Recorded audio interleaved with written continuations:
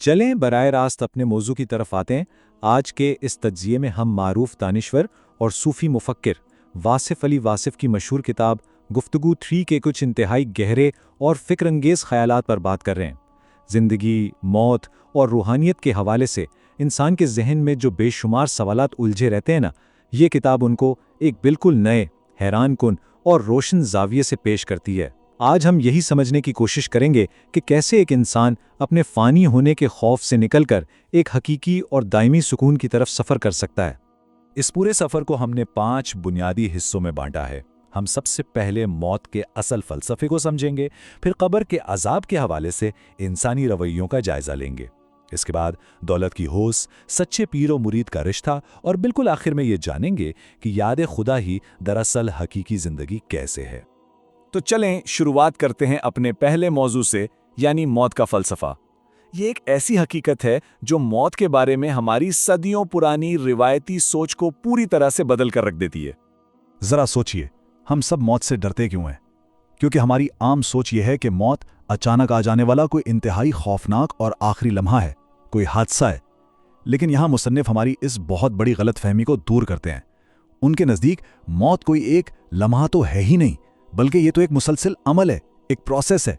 दरहकीकत ज़िंदगी का हर गुजरता हुआ दिन मौत ही का एक हिस्सा है। जब हम ये दावा कर रहे होते हैं ना कि हम जी रहे हैं, तो दरअसल हम आहिस्ता आहिस्ता अपनी मौत की तरफ ही बढ़ रहे होते हैं। इस मुसलसल अमल को अगर हम अपनी रोज़मर्रा ज़िंदगी में देखें तो इंसान ज़िंदगी के मुख्तलिफ अदवार से गुज़रता है। बचपन के दिन, बचपन के वो मासूम चेहरे, वो पुराने दोस्त, वो सब वक्त के साथ कहाँ चले जाते हैं, रुखसत हो जाते हैं, यानी एक तरह से हमारे बचपन की मौत हो जाती है। फिर जवानी का भरपूर दौर गुजर जाता है, वो भी तो एक मौत ही है। हम रोज़ाना इन छोटी छोटी अमवात से गुजरते हैं, इनको सहते हैं और हैरत अंगेज़ तौर पर इनके आदी भी हो जाते हैं। तो जो इंसान इन सारी तब्दीलियों से गुजरकर अपनी आखिरी रुखसती तक पहुंचता है, तो ज़रा सोचें उसके लिए मौत कोई अचानक हादसा कैसे हो सकती है। और यही वो सबसे अहम नुक्ता है जो इस किताब में उभर कर सामने आता है। मुसन्निफ बिल्कुल वाज़े अल्फाज में कहते हैं कि ज़िंदगी का ये सारा सिलसिला जो रोज़े अव्वल से शुरू हुआ, ये असल में मौत के सफ़र की तरफ ही गामज़न है। जिस इंसान का ये पुख्ता अक़ीदा बन जाए कि ये सब कुछ, ये सारी जिंदगानी महज अल्लाह की तरफ वापसी का एक सफ़र है, तो यकीन माने उसके दिल से मौत का वो रिवायती भयानक खौफ हमेशा के लिए निकल जाता है। अब आते हैं अपने दूसरे हिस्से की तरफ, अज़ाब क़ब्र का तसव्वुर। ये एक ऐसा मौजू है जिसका नाम सुनकर ही झुरझुरी आ जाती है, लेकिन यहाँ इस खौफनाक तसव्वुर को एक बिल्कुल नए रूहानी और अमली ज़ाविये से पेश किया गया है। हम अक्सर सोचते हैं कि कब्र में अज़ाब कैसे होगा। क्या वाकई इस मिट्टी में दबे हुए बेजान जिस्म को कोई आग जलाएगी? मुसन्निफ के मुताबिक मादी आग तो जिस्म को जला ही नहीं सकती। तो फिर अज़ाब कब्र क्या है? दरअसल अज़ाब कब्र वो शदीद रूहानी बोझ, वो नाकाबिले बर्दाश्त पछतावा और अज़ियत है जो इंसान को उन आमाल की वजह से मिलती है जो उसने दुनिया में दूसरे इंसानों के साथ किए होते हैं। ये हुकूकुल इबाद की वो अदायगियाँ हैं जो हम अधूरी छोड़ आए थे। ये इस एहसास की तकलीफ़ है जब इंसान को अपनी की गई ज़्यादतियों का इदराक तो हो जाता है, लेकिन वो उनकी तलाफ़ी के लिए कुछ भी नहीं कर पाता। इस बात को समझाने के लिए किताब में एक बहुत ही ताकतवर और सबक आमोज़ वाक़या बयान किया गया है। हुज़ूर पाक सल्लल्लाहु अलैहि वसल्लम के दौर का जिक्र है कि एक शख्स की कब्र पर मुसलसल अज़ाब की अलामात ज़ाहिर हो रही थीं। जब उसकी वजह दरियाफ्त की गई तो मालूम हुआ कि इस शख्स की वालदा उससे सख्त नाराज़ थीं। अब ज़रा इस वाक़े की गहराई देखें। जब उसकी वालदा को बुलवाया गया और उन्होंने कब्र पर आकर महज अपने दिल से उस बेटे को माफ़ कर दिया, तो उसी लम्हे वो रूहानी अज़ाब, वो सारी सख्ती ख़त्म हो गई। ये वाक़या इस बात की खुली दलील है कि कब्र की तकलीफ़ का बराह रास्त ताल्लुक़ हमारे दूसरे इंसानों के साथ रवैयों से है। तो फिर अमली तौर पर हमें करना क्या चाहिए? बड़ा सीधा सा पैगाम है। इस शदीद रूहानी बोझ और पछतावे से बचने का एक ही तरीका है कि इंसान दुनिया में रहते हुए अपने मामलात सीधे करे, कभी किसी का हक़ गज़ब न करे। ख़ास तौर पर वालिदैन का दिल दुखाने से हर सूरत बचे, क्योंकि उनकी नाराज़गी का बोझ बहुत भारी है। और अगर किसी का कोई कर्ज देना है, कोई भी माली लेन देन बाकी है, तो कोशिश करें कि उसे ज़िंदगी में ही अदा कर दें या माफ़ करवा लें, क्योंकि यही वो अधूरे मामलात हैं जो आगे चलकर गले का तौक बन जाते हैं। चलें अब तीसरे हिस्से की बात करते हैं, जो हमारी आज की दुनिया का सबसे बड़ा मसला है, दौलत की होश और गुमराही का रास्ता। मौत और कब्र के फ़लसफ़ों के बाद अब हम इस दुनियावी ज़िंदगी की एक बहुत बड़ी हकीकत की तरफ आते हैं। हम इंसान सारा दिन किस चीज़ के पीछे भागते हैं? रिज़्क़, गरीबी और अमीरी की फ़िक्र में। हम गरीबी से बेतहाशा डरते हैं। हमें लगता है फ़ाका हमें तबाह कर देगा। लेकिन सच तो यह है कि गरीबी तो महज एक वक्ती आजमाइश है, ایک ایسا امتحان جو اکثر انسان کو مایوس ضرور کرتا ہے لیکن اسے اللہ کے زیادہ قریب لے جاتا ہے۔ مصنف کہتے ہیں کہ اصل ڈرنے کی چیز غریبی نہیں بلکہ دولت اور عمارت ہے، کیونکہ دولت کی ہوس، پیسے کا یہ اندھا لالچ انسان کو اس حد تک بھٹکا دیتا ہے کہ اسے حلال اور حرام کا فرق ہی بھول جاتا ہے، اور یوں وہ روحانی طور پر بالکل کھوکھلا ہو جاتا ہے۔ کتاب میں موجود متن بڑی صراحت سے خبردار کرتا ہے کہ انسان کو مال و دولت سے خوف کھانا چاہیے کہ کہیں یہ اسے سیدھے راستے سے نہ ہٹا دے، جہاں حدیث نبوی صلی اللہ علیہ وسلم کا بڑا خوبصورت حوالہ دیا گیا ہے کہ ہر امت کے لیے کوئی نہ کوئی فتنہ ہوتا ہے، اور میری امت کا فتنہ مال ہے۔ اونچی اونچی عمارتیں بنانے کی دھن، سونا چاندی کھٹا کرنے کی ہوس، یہ سب انسان کو اس حد تک اندھا کر دیتی ہیں کہ اسے یہ یاد ہی نہیں رہتا کہ وہ اس دنیا میں آیا کیوں تھا۔ اب بڑھتے ہیں چوتھے حصے کی طرف، سچی عقیدت اور پیر و مرید کا رشتہ۔ روحانی رہنمائی تو انسان کی ایک بنیادی اور فطری ضرورت ہے، لیکن بڑے افسوس کی بات ہے کہ آج کل یہ رشتہ بھی دنیاوی خواہشات کی بھینٹ چڑھ چکا ہے۔ یہاں ایک بڑا زبردست اور تلخ حقیقت پر مبنی موازنہ کیا گیا ہے۔ ذرا سوچئے، آج کل مزاروں اور درباروں پر اتنا ہجوم کیوں ہے؟ کیا یہ سب لوگ حق کی تلاش میں مارے پھر رہے ہیں؟ بالکل نہیں۔ زیادہ تر لوگ صرف اپنے دنیاوی مفادات کے لیے وہاں جاتے ہیں۔ کسی کو نوکری میں ترقی چاہیے، کسی کو باہر کا ویزا لگوانا ہے، تو کوئی اپنے کاروباری دشمنوں کو نیچا دکھانا چاہتا ہے۔ یہ سب جھوٹے مرید کی نشانیاں ہیں۔ اس کے برعکس ایک سچا مرید وہ ہوتا ہے جو کسی روحانی رہنما کے پاس صرف اور صرف اس لیے جاتا ہے کہ وہ اسے اللہ کے راستے پر چلنا سکھا دے، حق کی راہ میں ثابت قدمی دے دے۔ اسے دنیا کے مال سے کوئی غرض نہیں ہوتی۔ لیکن ٹھہریں، یہاں تنقید کا نشانہ صرف یہ جھوٹے مرید ہی نہیں ہے۔ کتاب میں ان نام نہاد جھوٹے پیروں کی بھی بھرپور کلاس لی گئی ہے جو لوگوں کی انہی دنیاوی خواہشات کے ٹھیکیدار بن کر بیٹھ گئے ہیں۔ وہ بھولے بھالے لوگوں کو عجیب و غریب وظیفے اور تعویذ بانٹتے ہیں اور یہ یقین دلاتے ہیں کہ ان کے سارے دنیاوی مسئلے یوں چٹکی بجاتے حل ہو جائیں گے۔ در حقیقت وہ لوگوں کی کمزوریوں کا کاروبار کر رہے ہیں۔ ایسا کوئی بھی شخص جو آپ کو اللہ سے جوڑنے کے بجائے مزید دنیاوی الجھنوں اور مقاصد میں پھنسا دے، وہ ہرگز کوئی سچا روحانی رہنما نہیں ہو سکتا۔ اور اس پوری بحث کا نچوڑ اس ایک جملے میں سمٹ آتا ہے کہ سچا مرید صرف خدا کا طالب ہوتا ہے۔ عقیدت کا اظہار کوئی دنیا کمانے کا شارٹ کٹ نہیں ہے۔ جب ایک انسان واقعی حق کے راستے پر نکل پڑتا ہے نا، تو پھر اسے اس بات کی رتی برابر فکر نہیں رہتی کہ دنیا میں اسے کیا فائدہ ہو رہا ہے اور کیا نقصان۔ سچی عقیدت کا مطلب ہے مکمل طور پر خود کو اللہ کے حوالے کر دینا، جہاں دنیاوی بے چینی ختم ہو جائے اور دل میں صرف اپنے خالق کی رضا باقی رہ جائے۔ اور اب ہم پہنچتے ہیں اپنے پانچویں اور آخری حصے پر، یاد خدا ہی زندگی ہے۔ ان ساری گہری باتوں کے بعد اب ہم اس تجزیے کے بالکل عروج پر ہیں، جہاں یہ طے ہوتا ہے کہ اصل میں زندگی اور موت کی تعریف ہے کیا۔ ہم لوگ عام طور پر زندگی کسے کہتے ہیں؟ دل دھڑک رہا ہے، سانس چل رہی ہے تو ہم زندہ ہیں۔ لیکن اس فلسفے کے مطابق یہ تو صرف ایک بایولوجیکل پروسیس ہے۔ حقیقی زندگی تو کچھ اور ہی ہے۔ حقیقی زندگی ہے دل کا ہر وقت اللہ کی یاد سے آباد رہنا۔ اگر ایک انسان بالکل صحت مند ہے، چل پھر رہا ہے، لیکن اس کا دل اپنے خالق کی یاد سے خالی ہے، تو دراصل وہ روحانی طور پر بالکل مردہ ہے۔ اسی طرح موت صرف دل کا دھڑکنا بند ہونے کا نام نہیں، بلکہ اللہ کو بھول جانے اور غفلت کے اندھیرے میں ڈوب جانے کا نام اصل موت ہے۔ یہ اس کتاب کا وہ خوبصورت ترین حصہ ہے جو انسان کو اندر تک جھنجھوڑ دیتا ہے۔ مصنف ایک بہت پیارا سوال اٹھاتے ہیں اور خود ہی جواب دیتے ہیں کہ موت آخر آتی کس کو ہے؟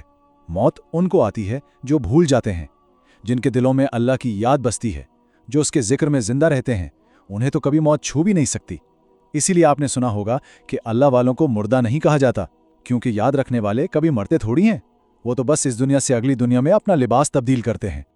اور اس پورے فلسفے، اس ساری بحث کا اگر کوئی ایک مرکزی خیال ہے تو وہ یہ ہے، اللہ کو بھول جانا ہی اصل موت ہے۔ اگر یہ ایک بات انسان کو سمجھ آ جائے تو یقین جانیے اسے نہ تو مرنے کا ڈر رہے گا، نہ دنیاوی غربت اسے مایوس کر سکے گی، اور نہ ہی وہ کسی جھوٹے پیر فقیر کے سہارے ڈھونڈے گا، کیونکہ جب زندگی کا ہر لمحہ یاد خدا سے جڑ جاتا ہے تو وہ ایک ابدی اور دائمی زندگی بن جاتا ہے۔ تو چلیں آج کے اس تفصیلی جائزے کو ہم ایک انتہائی اہم سوال پر ختم کرتے ہیں۔ ان ساری باتوں پر غور کرنے کے بعد اب ہمیں خود سے یہ پوچھنا چاہیے کہ ہماری روزمرہ کی زندگی کس طرف جا رہی ہے؟ کیا ہماری دوڑ دھوپ، ہمارے ارادے ہمیں اللہ کی یاد کے ذریعے ایک حقیقی باشعور زندگی کی طرف لے جا رہے ہیں، یا پھر ہم غفلت، لالچ اور دنیا کی ہوس میں اندھے ہو کر روزانہ تھوڑا تھوڑا مر رہے ہیں؟ یہ وہ مقام ہے جہاں ہم سب کو رک کر اپنا جائزہ لینا ہوگا۔ امید ہے آج کی اس وضاحت نے آپ کو ان گہرے موضوعات کو ذرا مختلف زاویے سے سوچنے پر مجبور ضرور کیا ہوگا۔ عام طور پر جب ہم کسی بیماری کی بات کرتے ہیں یا طبی تشخیص کی بات کرتے ہیں تو ہم امید کرتے ہیں کہ سب کچھ بالکل واضح ہو۔ بالکل، مطلب ٹھوس اور دو ٹوک ہو۔ ہاں نا، بالکل کسی انجینئرنگ کے اصول کی طرح، جیسے اگر کسی کی ہڈی ٹوٹ جائے تو وہ ایکس رے مشین کے ذریعے بالکل صاف نظر آ جاتی ہے، وہ سفید لکیر۔ جی، اور ڈاکٹر بس اشارہ کر کے کہہ دیتا ہے کہ دیکھیں یہ رہی خرابی اور یہ اس کا علاج ہے۔ بالکل، لیکن جب ہم انسانی زندگی کے مقاصد یا موت کی حقیقت کی بات کرتے ہیں تو اچانک وہ ایکس رے مشین کام کرنا چھوڑ دیتی ہے۔ 100% ایسا ہی ہے۔ ہم ایک ایسے منظر نامے میں داخل ہو جاتے ہیں جو بظاہر بہت دھندلا اور اکثر اوقات تو بہت خوفناک بھی لگتا ہے۔ بالکل، اور اس خوف کی ایک بہت بڑی وجہ یہ ہے کہ مطلب ہم انسانوں کو ہر چیز کو خانوں میں بانٹنے کی عادت ہے۔ ہم چاہتے ہیں کہ زندگی بالکل سفید ہو اور موت مکمل طور پر سیاہ ہو۔ صحیح۔ ماپنا چاہتے ہیں، اور جو چیز ہماری اس سمجھ سے باہر ہو جائے وہ فطری طور پر ہمیں عدم تحفظ کا شکار کر دیتی ہے۔ ہم نامعلوم سے ڈرتے ہیں۔ اور موت یقیناً وہ سب سے بڑا نامعلوم ہے جس کے سامنے ہر انسان خود کو بے بس محسوس کرتا ہے۔ تو اسی دھندلے پن کو دور کرنے کے لیے ہم آج واصف علی واصف کی بہت ہی مشہور کتاب گفتگو کا سہارا لے رہے ہیں۔ بہت زبردست انتخاب ہے۔ جی، تو اس تفصیلی جائزے کا مقصد محض کوئی فلسفہ جھاڑنا نہیں ہے، بلکہ ان خوفزدہ کرنے والے خیالات کا ازالہ کرنا ہے جو موت اور تصوف کے حوالے سے ہمارے معاشرے میں جڑ پکڑ چکے ہیں۔ تو ٹھیک ہے، آئیں اسے تھوڑا کھول کر دیکھتے ہیں، کیونکہ ہم میں سے اکثر لوگ یہی سمجھتے ہیں نا کہ انسان ساری زندگی زندہ رہتا ہے اور پھر اچانک کوئی لمحہ آتا ہے جس میں اس کی موت واقع ہو جاتی ہے۔ یعنی موت کو محض ایک لمحہ سمجھا جاتا ہے۔ ہاں بالکل۔ دیکھیں، یہی وہ سب سے بڑی غلط فہمی ہے جس سے اس کتاب میں پردہ اٹھایا گیا ہے۔ اگر ہم ان تحریروں کی گہرائی میں جائیں تو معلوم ہوتا ہے کہ موت کسی ایک لمحے کا نام ہے ہی نہیں۔ تو پھر کیا ہے؟ یہ تو ایک مسلسل عمل ہے، ایک باقاعدہ پروسیس ہے۔ یہ کوئی ایسی چیز نہیں جو زندگی کے اختتام پر اچانک باہر سے آ کر ہم پر حملہ آور ہوتی ہے، بلکہ یہ تو زندگی کے اندر ہی گندھی ہوئی ہے۔ مطلب ہم ہر روز مر رہے ہیں؟ ایک لحاظ سے ہاں۔ واصف صاحب نے کتنی خوبصورت بات کہی ہے کہ جب انسان کا بچپن رخصت ہوتا ہے تو وہ دراصل بچپن کی موت ہوتی ہے۔ ہم اس پر ماتم نہیں کرتے بلکہ اسے نشوونما سمجھتے ہیں۔ ارے واہ، یہ تو سوچنے کا بالکل نیا زاویہ ہے۔ بالکل۔ پھر جوانی ڈھلتی ہے تو وہ جوانی کی موت ہے، رشتے بچھڑتے ہیں، محلے دار اس دنیا سے جاتے ہیں تو ہمارے آس پاس کے اس مخصوص ماحول کی موت واقع ہو جاتی ہے۔ موت تو ہر لمحہ ہمارے ساتھ چل رہی ہے۔ یہ فلسفہ سننے میں تو واقعی بہت مسحور کن لگتا ہے، لیکن میں یہاں تھوڑا سا اختلاف کرنا چاہوں گی۔ جی بتائیں۔ دیکھیں، انسان کے اندر تو بقا یا جسے ہم سروائیول کہتے ہیں اس کی جبلت موجود ہے۔ ہمارا دماغ ڈیزائن ہی اس لیے کیا گیا ہے کہ وہ خطرے سے بچے۔ صحیح۔ اگر موت واقعی صرف ایک تبدیلی ہے، جیسے بچپن سے جوانی کا سفر، تو ہم فطرتاً اس آخری مرحلے سے اتنا ڈرتے کیوں ہیں؟ کیا ہمارا جسمانی خوف ہماری روحانی سمجھ پر حاوی ہو جاتا ہے؟ یہ بہت ہی زبردست سوال ہے۔ بات پتہ ہی کیا ہے؟ حیاتیاتی خوف اپنی جگہ ایک حقیقت ہے، لیکن جس خوف کی ہم بات کر رہے ہیں وہ نفسیاتی اور مادی زیادہ ہے۔ یعنی وہ اٹیچمنٹ والا مسئلہ؟ بالکل۔ اصل مسئلہ ہماری وابستگی کا ہے۔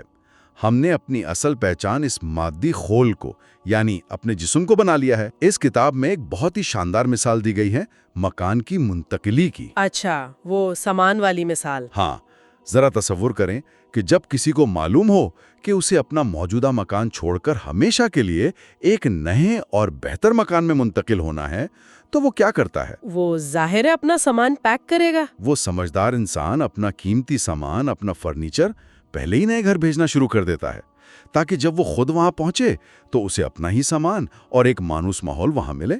تو اس کا مطلب ہے کہ اگر ہم نے اپنی نیکیاں، محبت اور دوسروں کے ساتھ کی گئی بھلائی پہلے ہی اللہ کے حوالے کر دی ہے تو پھر وہ اگلا گھر تو ہمارا اپنا ہی گھر بن گیا، پھر ڈر کیسا؟ یہی تو نقطہ ہے۔ اور جس کا سامان پہلے نہیں گیا، جس نے اپنی ساری سرمایہ کاری صرف اسی کچی مکان میں کر رکھی ہے، وہ ظاہر ہے اس منتقلی سے شدید گھبرائے گا، کیونکہ اسے پتا ہے کہ نئے گھر میں اسے خالی ہاتھ رہنا پڑے گا۔ 100%۔ موت روح اور جسم کی جدائی کا نام ہے۔ اگر انسان کی اصل محبت اس مادی جسم سے ہے تو جدائی کا درد برداشت سے باہر ہوگا، لیکن اگر محبت اس ہستی سے ہے جو موت کے بعد ملنے والی ہے تو موت سزا نہیں، انعام بن جاتی ہے۔ واہ، اس کو سمجھنے کے لیے میرے ذہن میں ایک اور مثال آ رہی ہے۔ یہ بالکل ایسا ہی ہے جیسے ہم کسی پرانے سافٹ ویئر سے نئے اور بہتر سسٹم میں اپ گریڈ ہو رہے ہوں۔ زبردست، ذرا سمجھائیں اسے۔ جب تک اپ گریڈ چل رہا ہوتا ہے نا تو اسکرین کالی ہو جاتی ہیں، پرانا سسٹم مکمل بند ہو جاتا ہے۔ جو ٹیکنالوجی کو نہیں جانتا وہ تو سمجھے گا کہ کمپیوٹر خراب ہو گیا، بلیک آؤٹ ہو گیا۔ ہاں، وہ پینک کر جائے گا۔ بالکل، لیکن پرانے سسٹم کا بند ہونا دراصل نئے سسٹم کی شروعات کے لیے ضروری ہے۔ یہ بہترین تشبیہ ہے۔ اس پرانے اور نئے سسٹم کو سمجھنے کے لیے کتاب میں اس موجودہ زندگی کو ایک خواب سے تشبیہ دی گئی ہے۔ خواب سے؟ یعنی یہ سب حقیقت نہیں ہے؟ ایک طرح سے ہاں، اگر موت وہ بیداری ہے تو یہ زندگی کیا ہے؟ یہ بالکل ایک خواب کی طرح ہے۔ خواب میں انسان دیکھتا ہے کہ وہ بہت بڑا کاروبار کر رہا ہے، پریشان ہو رہا ہے، اور خوشیاں بھی منا رہا ہوتا ہے۔ جی بالکل، لیکن جب اچانک آنکھ کھلتی ہے تو سب کچھ غائب ہو جاتا ہے۔ موت کے بعد اس دنیا کا مال و اسباب، یہ بینک بیلنس، سب یہیں رہ جائیں گے۔ لیکن پھر تو اس خواب کا کوئی فائدہ ہی نہ ہوا۔ فائدہ ہے نا، اس خواب کے اندر انسان کا جو عمل اور رویہ تھا اس کا حساب بیداری کے بعد ضرور دینا ہوگا۔ یعنی خواب کی دولت جاگنے پر جیب میں نہیں ہوتی، لیکن خواب میں جو برتاؤ کیا اس کی ذمہ داری رہتی ہے۔ بالکل صحیح پکڑا آپ نے۔ لیکن ایک منٹ، مجھے یہاں ایک الجھن ہو رہی ہے۔ اگر زندگی خواب ہے تو کیا انسان کا اپنے تحفظ کے لیے سوچنا غلط ہے؟ ہم پلاٹ لیتے ہیں، مکان بناتے ہیں، بچوں کے لیے سیونگز کرتے ہیں، تو کیا یہ سب مادی سرگرمیاں بری ہیں؟ نہیں، منصوبہ بندی کرنا یا چھت بنانا بالکل غلط نہیں ہے۔ اصل خامی اس وہم میں ہے جسے ہم سیکیورٹی یا حتمی تحفظ سمجھ بیٹھتے ہیں۔ اچھا، یعنی ہم اسے زندگی اور موت کا مسئلہ بنا لیتے ہیں؟ جی، کتاب میں اسے اندھی گلی یا بلائنڈ ایلی کا سفر کہا گیا ہے۔ انسان سمجھتا ہے کہ ایک اور پلاٹ یا ایک اور بینک اکاؤنٹ اسے موت سے بچا لے گا۔ آپ اس گلی میں جتنا مرضی آگے چلے جائیں، واپسی کا راستہ کوئی نہیں ہے۔ یہ کتنی عجیب اور طنزیہ بات ہے نا۔ انسان زندگی بھر جس گھر کو محفوظ بنانے کے لیے محنت کرتا ہے، در حقیقت وہ اپنے لیے وہ جگہ منتخب کر رہا ہوتا ہے جہاں اسے مرنا ہے۔ یہ بہت گہری بات کی آپ نے۔ ہم اپنے موت کے کمرے کو سجا رہے ہوتے ہیں ہاں، اور ہم اسے اپنی کامیابی سمجھ رہے ہوتے ہیں کہ ان کی ساری سلطنت محض ریت کی دیوار تھی۔ اصل سلامتی صرف اللہ کی رضا میں ہے۔ اگر ہم اس منطق کو آگے بڑھائیں تو جاگنے کے فوراً بعد جو پہلا مرحلہ آتا ہے، جسے ہم قبر کا مرحلہ کہتے ہیں، اس کی تفہیم بھی بالکل بدل جاتی ہے۔ بالکل بدل جاتی ہے۔ عام طور پر معاشرے میں قبر کے عذاب کو ایک بہت ڈراؤنی شکل میں پیش کیا جاتا ہے۔ سانپ، بچھو، آگ۔ ان تحریروں میں تو اس کی تشریح ہی اور ہے۔ جی، اور یہ گفتگو کا سب سے آنکھیں کھول دینے والا پہلو ہے۔ قبر کوئی بیرونی جگہ نہیں ہے جو خود بخود انسان پر تنگ ہو جاتی ہے۔ تو پھر کیا ہے؟ یہ دراصل انسان کی اپنی اندرونی کیفیات، اس کے ضمیر کی حالت ہے، جو وہ جسم کے پیچھے چھپا کر رکھتا تھا۔ جب پردہ ہٹتا ہے تو وہ کیفیات سامنے آ جاتی ہیں۔ یعنی وہ حسد اور کینہ جو ہم دل میں رکھتے ہیں؟ 100%۔ وہی حسد اور حقوق غصب کرنے کا پوچھ قبر میں گھٹن کی شکل اختیار کر لیتا ہے۔ اس میں حقوق العباد کا سب سے بڑا کردار ہے۔ ہم نے کسی کا حق مارا ہو یا دل دکھایا ہو، اس پر مجھے وہ واقعہ یاد آ رہا ہے جو کتاب میں دیا گیا ہے نبی کریم صلی اللہ علیہ وسلم کا۔ ہاں، وہ والدہ والا واقعہ، وہ تو انسان کو ہلا کر رکھ دیتا ہے۔ واقعی، میں سناتی ہوں۔ آپ صلی اللہ علیہ وسلم ایک دفعہ قبرستان سے گزر رہے تھے اور ایک قبر پر رک کر آپ نے پوچھا کہ یہ کس کی قبر ہے؟ جی۔ جب صحابہ نے بتایا تو آپ صلی اللہ علیہ وسلم نے دریافت کیا کہ کیا اس مرنے والے کی والدہ حیات ہیں، اور انہیں فوراً بلایا۔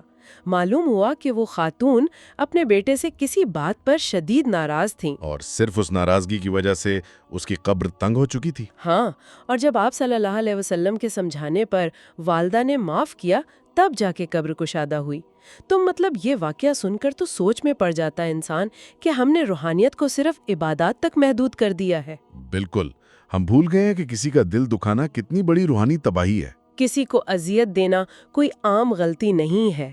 خدا اپنے حقوق معاف کر سکتا ہے، क्योंकि वो रहीम है, लेकिन बंदों के हुकूक उस वक्त तक माफ नहीं होते जब तक बंदा खुद माफ ना करे। सही। और यहीं से एक और बहुत बड़ी खराबी जन्म लेती है। जब इंसान अंदर से उस गिल्ट का शिकार होता है तो वो शॉर्टकट्स ढूंढता है, बिल्कुल ऐसा ही है। और ये शॉर्टकट्स हमें सीधा इस तरफ ले जाते हैं जिसे मैं रूहानियत का कारोबार कहती हूँ। हमने पीरों फकीरों को एक शॉर्टकट मशीन समझ लिया है। किताब में इस सच्ची अकीदत और दुनियावी मफादात का जो मुवाजना किया गया है ना, वो हमारे मुआशरे का असल चेहरा दिखाता है। लोग पीरों के पास क्यों जाते हैं? मुलाजमत मिल जाए, मुकदमा जीत जाए। हाँ, कारोबारी मकासद के लिए। ये सरासर गुमराही है।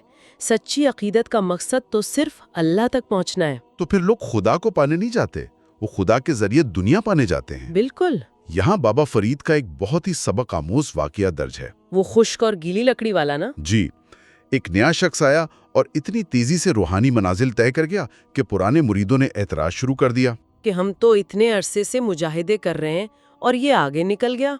तो बाबा फरीद ने उन्हें खुश्क और गीली लकड़ियां जलाकर दिखाईं।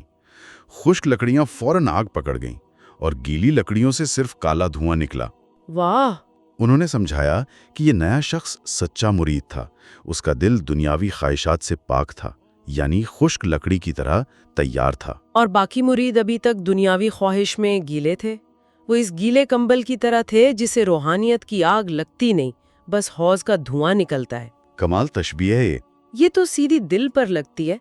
मुझे लगा कि ये तो ऐसा ही है जैसे कोई शख्स दुनिया के सबसे मायानाज हार्ट सर्जन के पास जाए, महीनों इंतजार करे और जब सर्जन मिले तो कहे कि डॉक्टर साहब मेरी गाड़ी का टायर पंक्चर हो गया है, इसे ठीक कर दें। क्या बात है!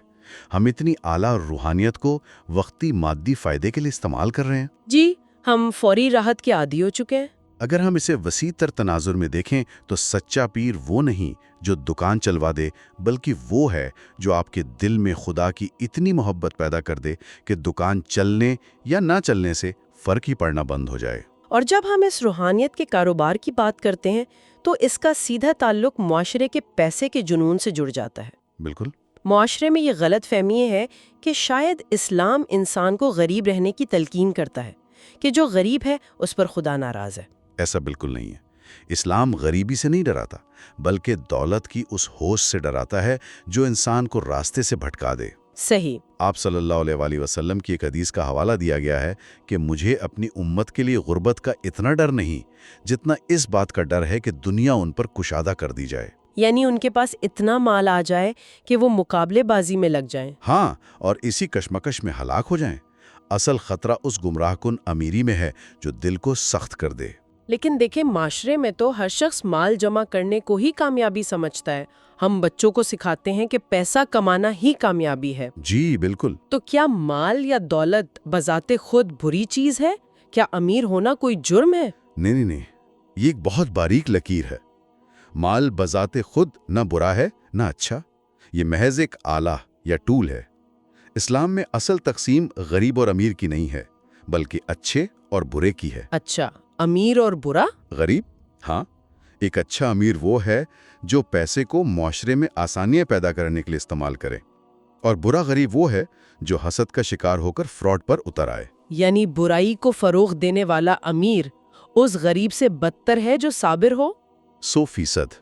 माल बजाते खुद अजाब नहीं है, माल को दूसरों का हक मारने का जरिया बनाना असल अजाब है। तो मसला असबाब में नहीं, मसला असबाब के साथ हमारी वाबस्तगी में है। बिल्कुल। अगर हम आज की इस पूरी गुफ्तगू का निचोड़ निकालें तो सबसे बड़ी हकीकत यही सामने आती है कि असल जिंदगी अल्लाह की याद का नाम है और इसे भूल जाना असल मौत है। जी, मादी चीजें तो बस रेत की दीवारें थीं। हमने मौत को अचानक आने वाली आफत समझा, जबकि वो तो रोज़े अव्वल से हमारे साथ चलने वाला एक सफ़र है।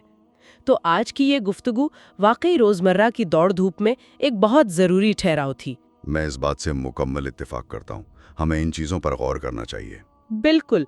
तो प्रोग्राम के अख्तिताम पर हम सबके सोचने के लिए एक आखिरी और गहरा सवाल छोड़े जाते हैं। अगर ये ज़िंदगी वाकई एक ख्वाब है जिससे हम सबको एक दिन लाजमन जागना है, तो फिर आज हम अपने उस ख्वाब में ऐसा कौन सा कारोबार कर रहे हैं जो सुबह बेदार होने के बाद भी हमारे काम आएगा?